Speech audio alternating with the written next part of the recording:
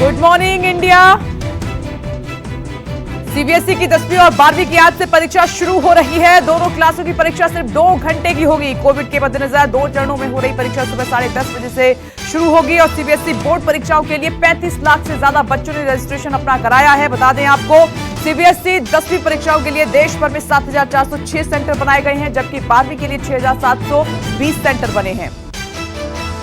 कांग्रेस ने भविष्य की रणनीति बनाने के लिए बड़ा फैसला लिया है। पार्टी ने इसके तहत 6 नई कमेटियां बनाई हैं। उन सभी 6 कमेटियों के अलग अलग संयोजक के तौर पर मल्लिकार्जुन खड़गे, सलमान खुर्शीद, पी चिदम्बरम, मुकुल वासनिक, भूपिंदर सिंह हुड्डा और अमरिंदर सिंह वारिंगम काम करेंगे। बता दें कि कांग्रेस 13 से 15 मई तक उदयपुर में नवसंकल्प चिंतन शिविर करने वाली है।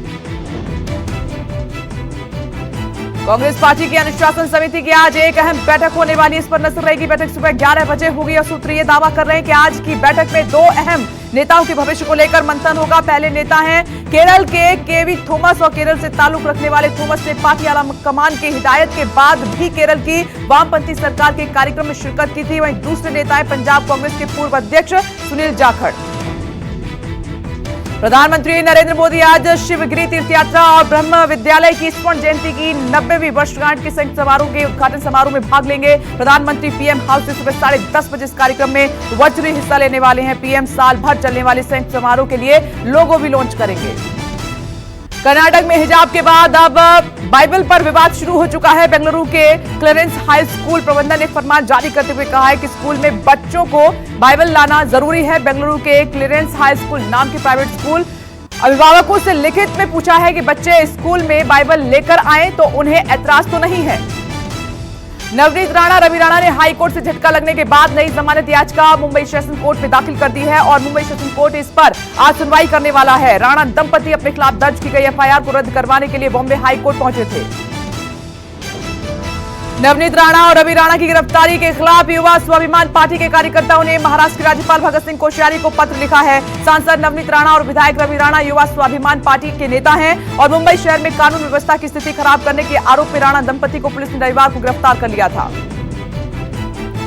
महाराष्ट्र में हनुमान चालीसा पर छिड़ा विवाद शांत होता नजर बिल्कुल नहीं आ रहा है। बीजेपी के तीखे तेवर के बाद अब सूबे के मुख्यमंत्री उद्धव ठाकरे ने कड़ी नसीहत दी है। उन्होंने कहा है कि हनुमान चालीसा पढ़नी है तो घर पर आकर पढ़िए, इसका एक तरीका होता है, लेकिन दादागिरी करिए मत। महाराष्ट्र की कानून व्यवस्था पर गृह मंत्रालय राज्य सरकार से रिपोर्ट मांग सकता है। सूत्रों के मुताबिक बड़ी खबर यह है कि बीजेपी प्रतिनिधि मंडल को मुलाकात के दौरान गृह राज्य मंत्री नित्यानंद राय ने भरोसा दिया है। महाराष्ट्र बीजेपी के प्रतिनिधि मंडल ने नित्यानंद राय को राज्य के हालात की पूरी जानकारी दी है। सरकार के देश के खिलाफ गलत सूचनाएं फैलाने और प्रोपेगेंडा करने पर 16 यूट्यूब चैनलों को बैन कर दिया है। सरकार ने जिन यूट्यूब चैनल्स पर डिजिटल स्ट्राइक की गई है उनमें 6 पाकिस्तानी चैनल शामिल हैं, जबकि बाकी 10 भारतीय और सरकार ने आईटी नियमों के तहत आपातकालीन शक्तियों का उपयोग करके इन्हें बैन कर दिया है।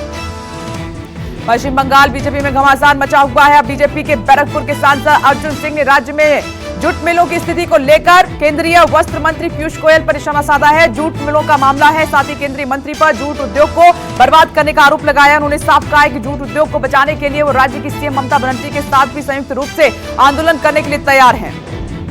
बिहार में एनडीए के 2 बड़े नेता में इन दिनों कुछ ठीक दिखाई नहीं दे रहा है। एक बार फिर प्रदेश में बीजेपी और जेडीयू में मतभेद साफ तौर पर दिखाई दे रहा है। इस बार मुद्दा है कॉमन सिविल कोड का, जहां बीजेपी इसे राज्य की जरूरत बता रही है तो वहीं सहयोगी दल जेडीयू का यह कहना है कि बिहार में इसकी बिल्कुल भी जरूरत नहीं दिखाई दे रही।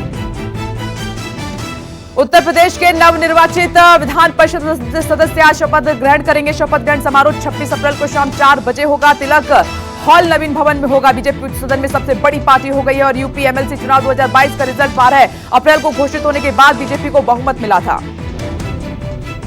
आम आदमी पार्टी के शुरुआती दौर के साथी और कवि कुमार विश्वास मुश्किलों में फंसते हुए नजर आ रहे हैं। पंजाब पुलिस ने उन्हें केजरीवाल पर आपत्तिजनक टिप्पणी करने को लेकर पेश होने के लिए कहा है। नोटिस जारी दरअसल कर दिया गया है। कुमार विश्वास आज पंजाब पुलिस के अधिकारियों के सामने पेश होंगे। पंजाब पुलिस के अधिकारी कांग्रेस नेता अलका लांबा को भी जांच के लिए पेश होने के लिए आदेश दिया गया है।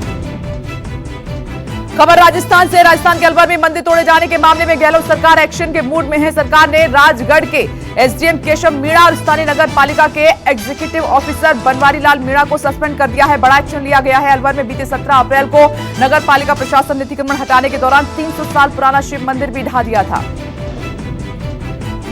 आगे एक और खबर, काशी विश्वनाथ मंदिर पर आज सबकी नजर है। ज्ञान व्यापी मस्जिद परिसर स्थित देवी श्रृंगार गौरी मंदिर और अन्य जगहों की वीडियोग्राफी और कमीशन के मामले में सिविल जज सीनियर डिवीजन आज सुनवाई करेंगे। वहीं कोर्ट ने कमीशन की कार्रवाई पर लगी रोक जारी रखी है।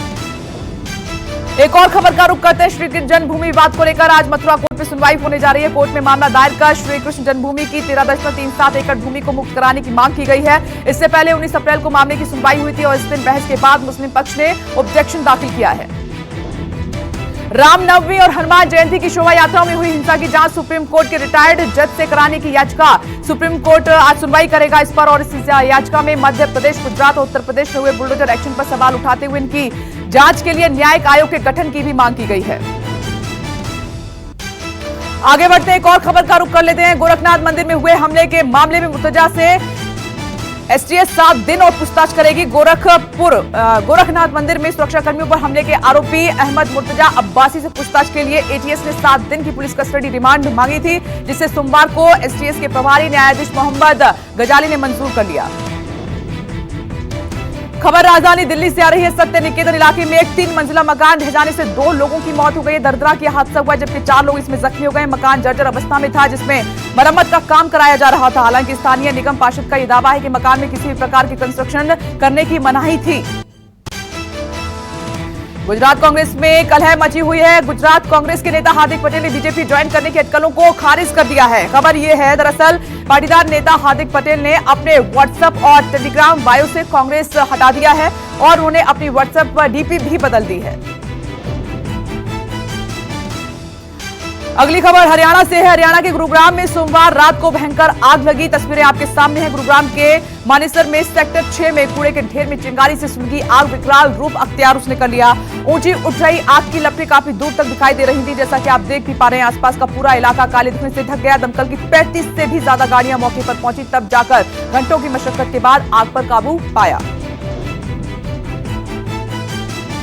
राजधानी दिल्ली और उसके आसपास के जिलों में धूल भरी तेज आंधी चली। आंधी की वजह से कई इलाकों में बिजली भी गुल हो गई। लोगों को काफी परेशानी हुई। राजधानी दिल्ली में और एनसीआर में कई जगहों पर होर्डिंग्स और पेड़ भी गिरने की खबर सामने निकल कर आई। हालांकि इन घटनाओं में किसी के हताहत होने की कोई खबर नहीं है। यह है राहत की बात। भारत ने एक साथ सबसे अधिक संख्या में राष्ट्रीय ध्वज लहराने के मामले में Guinness book of world record में अपना नाम दर्ज करा लिया है। 23 अप्रैल को बिहार के भोजपुर के जगदीशपुर में Guinness book of world record बना है। ये बिलौर मैदान में वीर कुंवर सिंह विजयोत्सव कार्यक्रम में 78,220 तिरंगे एक साथ लहराए गए। अडानी ग्रुप के चेयरमैन गौतम अडानी ने दुनिया के 5वें सबसे धनवान शख्स का स्थान हासिल कर लिया है। उन्होंने दिग्गज निवेशक वॉरेन बफे को पीछे छोड़कर यह रुतबा हासिल किया है। फोर्ब्स की एक रिपोर्ट के मुताबिक आपको बता दें कि 59 साल के गौतम अडानी की कुल नेटवर्थ इस वक्त $123.7 अरब हो गई है।